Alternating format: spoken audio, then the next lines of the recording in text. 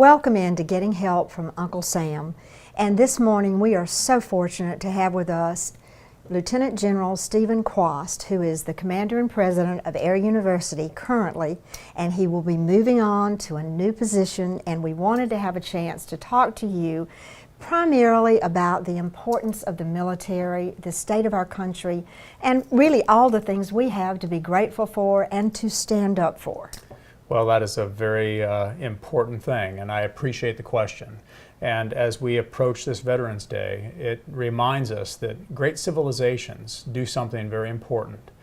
They understand the part of society that protects their freedoms. Mm-hmm. They pay attention to it, they understand it, and they are willing to invest in that security. Because without security, we can have no joy, we can have no beauty, we can have no art. All the things that uplift the human spirit are crushed if you cannot keep evil out of the cocoon of protection that you build for a society to thrive. And it seems like right now, these are a lot of things that we take for granted. Well, it's human nature to oftentimes forget how vigorous you need to be as a human being in order to defend what you have built and what you value. Yes. But throughout history, civilizations have always been the struggle for values. And if America believes in these values that are enshrined in our Constitution, you have to fight for them, because evil people will try to take it away. Mm-hmm. Anything good you build, evil will try to take it away, and you have to fight for it. Yes. And it's usually a jealousy thing.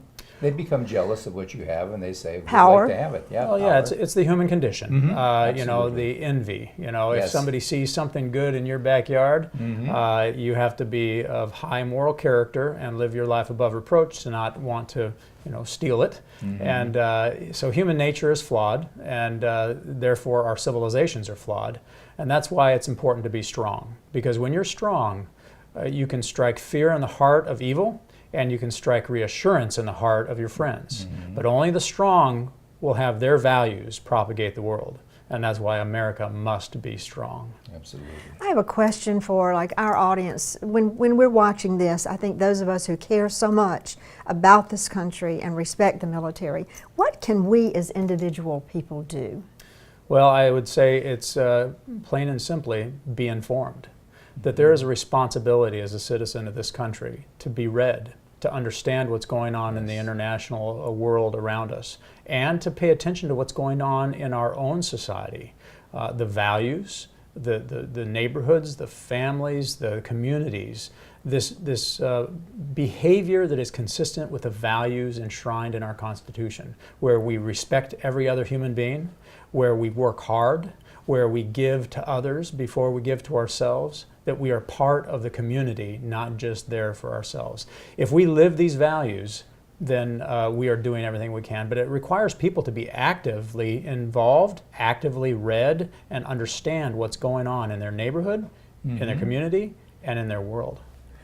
I agree, and I think that you can't take everything on the surface either. You really need to talk to people who are informed. You need to get down, study, and learn what the truth really is. Well, truth can be an elusive thing, yes. And it does take time to understand. But this is why you have to go back to your values, because you can make facts say anything. Okay, and the truth can sometimes be woven. Look at what ISIS has done, how they can weave what they consider to be truth in a way that allows evil to propagate. So this is why you have to go back to your beliefs. What do you believe? And then the beliefs precipitate the values. The values precipitate the policies and strategies for a civilization. And then you build the tools to defend that and keep those values true. So when you're looking for truth, go back to your beliefs and your values.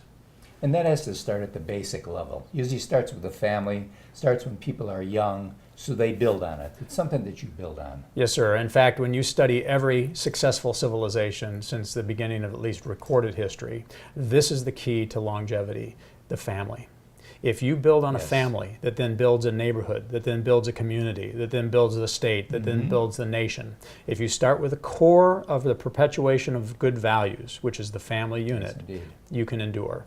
And the society that loses that wisdom, that stops investing in the family unit, the end is near.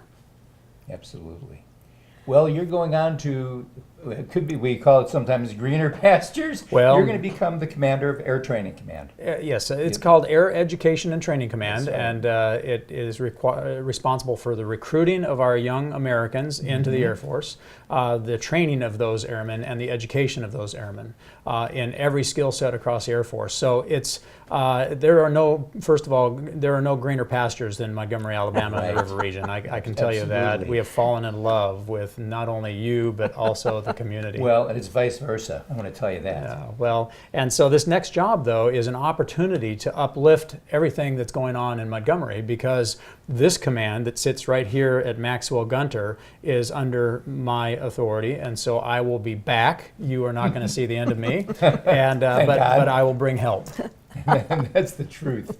Well, we want to thank you, and many of our viewers don't know, but his wife Joni has been very active in this community also.